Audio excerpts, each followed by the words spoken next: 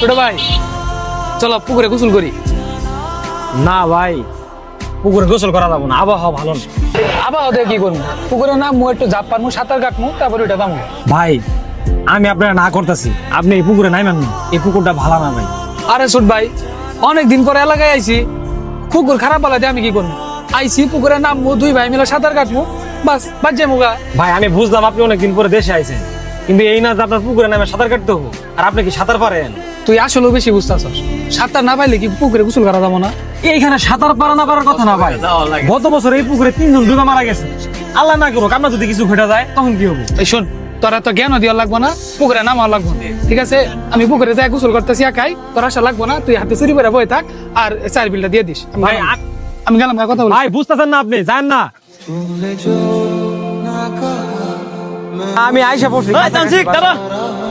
না তুমি থাকো। না না সমস্যা নেই। এই তুই জাহিদ ভাইরে কই রেখে আইছস? কে জাহিদ ভাই কি হয়েছে? কইরা খাইছে মানে? কে তুই জানোস না? না আমি তো কিছু জানি না। আরে জাহিদ ভাই তো পুকুরে ডুবে মারা গেছে।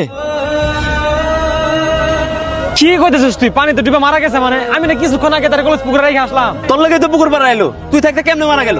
আরে ভাই জাহিদ ভাই তো আমার সাথেই আইছিল, আমি তারে বারবার মানা করলাম ভাই আপনি ওই পুকুরে নাইবেন না, ওই পুকুরে গত বছর 3 জন মারা গেছে।